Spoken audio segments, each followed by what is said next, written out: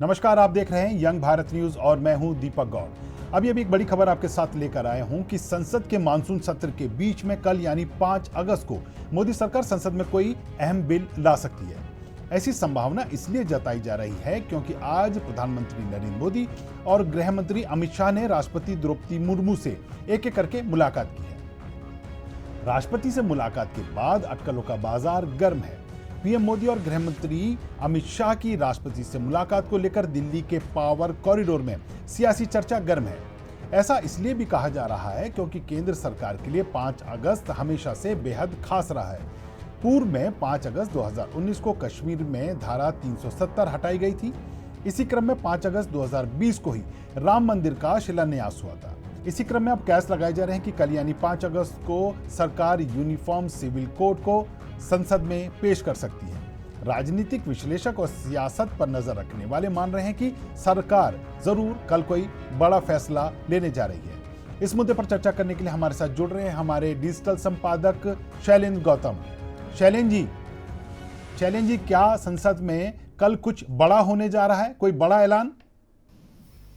देखिए, मोदी सरकार का जो ट्रैक रिकॉर्ड है उसको देखते हैं तो कल कुछ बड़ा होगा।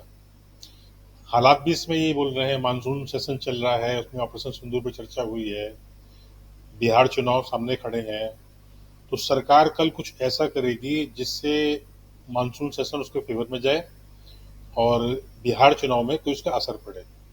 5 अगस्त इनके लिए दिन इसलिए भी अहम है क्योंकि 5 अगस्त 2019 को ये धारा 370 को हटाया था इन लोगों ने और 5 अगस्त 2020 को राम मंदिर का शिलान्यास हुआ था। कल 5 अगस्त है। सुबह 9:30 बजे बीजेपी के सभी सांसदों को बैठने के लिए बोला गया है, उनकी मीटिंग होगी। तो ये माना जा रहा है कि अगर अपने एमपीज को बीजेपी इकट्ठा कर रही है तो कोई मैसेज देने की तैयारी में है या कुछ ऐसा करने की तैयारी में है जो कि पार्लियामेंट में ही हो सकता है। सेशन चल रहा है, एमपीज के जरिए कुछ प्रस्ताव सरकार पेश कर सकती है। प्रधानमंत्री मोदी और अमित शाह बारी बारी से प्रेसिडेंट के पास गए थे, उनसे बातचीत हुई है। तो ये जो घटनाक्रम है ये इशारा कर रहे हैं कि कल कुछ बड़ा हो सकता है और मोदी सरकार वैसे भी शौक देने में माहिर है। 8 नवंबर नोटबंदी, किसी को पता भी नहीं था। धारा 370 2019 किसी ने सोचा भी नहीं था ऐसा हो सकता है। तो ये सरकार शौक देने में माहिर है और इनके सामने सबसे बड़ा चैलेंज है बिहार का। तो मे बी कल के यूसीसी को संसद में पेश कर सकते हैं। जी, तो इस इसके तो इसको लेके अभी क्या, जो इस तरह से कल सुबह 9:30 बजे भाजपा ने अपने सांसदों की बैठक बुलाई है, उसके बाद कल क्या 11 बजे लोकसभा में या दोनों सदनों में इस पर आगे की क्या कार्रवाई होने जा रही है? अभी ये नहीं कह सकते क्या कार्रवाई होने जा रही है। जो उनकी सांसदों की बैठक जो है ये उससे निकलेगा कि सरकार का उनको मैसेज क्या है। इकट्ठा रहने के लिए बोला गया है तो ये तो चीज साफ है कि कल कुछ होगा। बट उनको क्या क्या कहा जाता है कि हम ये प्रस्ताव पेश कर रहे हैं, इसको आप वहां रहना है, पास करवाना है इसको। तो ये कल सुबह 9:30 बजे तय हो पाएगा। अभी तक ऐसा कुछ भी कॉन्क्रीट सामने नहीं आया कि सरकार इसको ऐसा कर सकती है। 5 अगस्त के दिन को लेके उसको लिंक करके लोग बोल रहे हैं कि सरकार कुछ बड़ा कर सकती है और सबसे बड़ा पॉइंट जो है कि सामने बिहार चुनाव है। अगर बिहार चुनाव पे इम्पैक्ट डालना है बीजेपी को तो यूनिफॉर्म सिविल कोड इस समय सबसे बड़ा हथियार है। नहीं, लेकिन अभी अभी एक बड़ी जानकारी ये भी शैलेंद्र जी, अभी एक बड़ी जानकारी ये भी सामने आई है कि एक हाई लेवल की मीटिंग जिसमें एनएसए से लेके सेना प्रमुख से लेके गृह मंत्री, ये लोग एक हाई लेवल मीटिंग कर रहे हैं। अगर ये कुछ ऐसा है तो इसमें बिहार चुनाव से तो जुड़ा हुआ कोई मामला ऐसा नजर नहीं आ रहा, पर आपकी ये बात नजर जरूर आ रही है कि हो सकता है कि यूसीसी को लेकर कल कोई बड़ा फैसला मोदी सरकार देश के सामने रखे।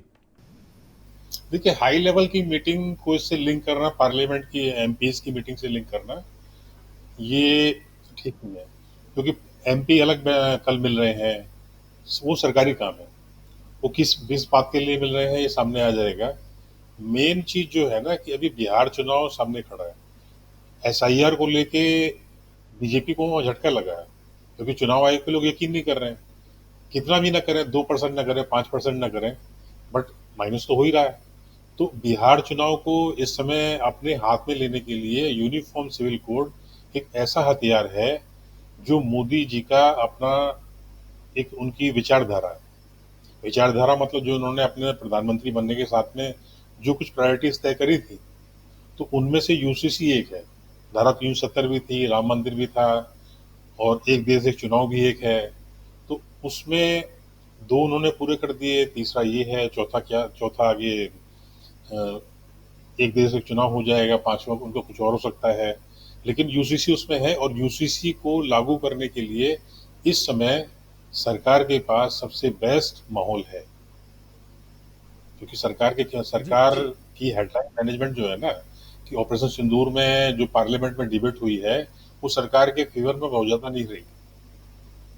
अगर हम उस सरकार के जी फेवर में देखते हैं ना, उतना नहीं माना जाएगा, क्योंकि सवाल तो उठे ही हैं और सरकार ने जवाब नहीं दिए। तो ये एक मैटर है। बिहार चुनाव सामने खड़ा है, वहां अपने तमाम इक्वेशंस हैं, और उसमें भी ये जो एसआईआर जो हो गई, एसआईआर से बीजेपी के खिलाफ मैसेज गया। नहीं, पर ओवरऑल ओवरऑल जिस तरह का ओवरऑल बिहार चुनाव से आप इसे जोड़कर देख रहे हैं कि अगर यूसीसी लाया जा रहा है तो जस्ट बिकॉज ऑफ बिहार चुनाव, पर बिहार में तो एनडीए वैसी बड़ी मजबूत गठबंधन के साथ इस टाइम नजर आ रहा है। महागठबंधन की स्थिति वहां। चुनाव में कोई मजबूत या कमजोर नहीं होता जब तक कि रिजल्ट ना आ जाए। चुनाव एक इश्यू पर पूरा का पूरा डाइवर्ट कर सकता है। आप 2015 का चुनाव लीजिए, बिहार का। जी जी।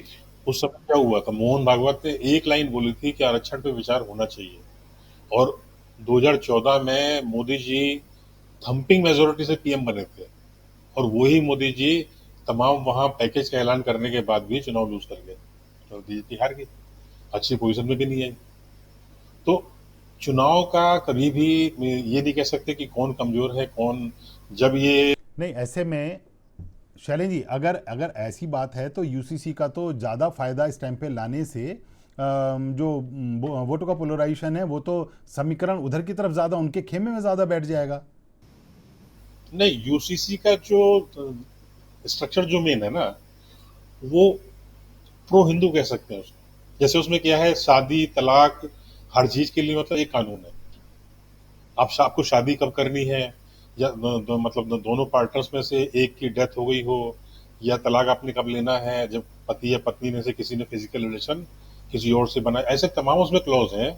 तो उसमें सबसे बड़ी बड़ी चीज तो यही है कि शादी तलाक लिव इन हर चीज उसमें डिसाइड कर दी गई। उत्तराखंड ने उसको लागू किया है लास्ट ईयर 2024 में। तो बीजेपी का अपना वहां से पैटर्न शुरू हो गया कि हाँ, यूसीसी उत्तराखंड लागू हो गया है।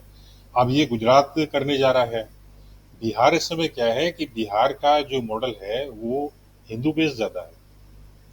ठीक है, उनका वक्त का मुसलमानों को वोट पड़ेगा, लेकिन मुसलमानों के वोट एक मुश्त पड़ भी जाए ना, तो भी बीजेपी को नहीं हरा सकते, इतने वोट नहीं है। अगर हिंदू इकट्ठे हो गए तो मुसलमान कहीं ठहरते नहीं है, जो गुजरात में आप देखते हैं। गुजरात में चुनाव होता है हिंदू वर्सेस मुस्लिम, सारे मुसलमान एक होके कांग्रेस को वोट देते हैं, लेकिन कांग्रेस कंटिन्यू 15, 18, 20 साल से सरकार में नहीं आ पा रही है। उसका रीजन सबसे बड़ा यही है, क्योंकि हिंदुओं के वोट ज्यादा है, मुसलमानों के कम है, और यूसीसी जो है वो हिंदुओं के लिए बहुत फेवर करता है। ये सरकार की सोच भी अपनी है। तो बिहार चुनाव एक मुद्दा हो सकता है। बाकी सरकार के लिए यूसीसी, ये सरकार कोई भी काम बगैर कारण के नहीं करती है। तो बिहार चुनाव ठीक है, अगर यूसीसी आ जाएगा उसका एक असर पड़ेगा नहीं पड़ेगा ये इनको दिखाई पड़ जाएगा। चलिए जी, इस मुद्दे पर आप हमारे साथ जुड़े, आपका बहुत बहुत शुक्रिया। शैलेंद्र जी, इस मुद्दे पर आप हमारे साथ जुड़े, आपका बहुत बहुत शुक्रिया। नमस्कार Deepak ji, thank you very much.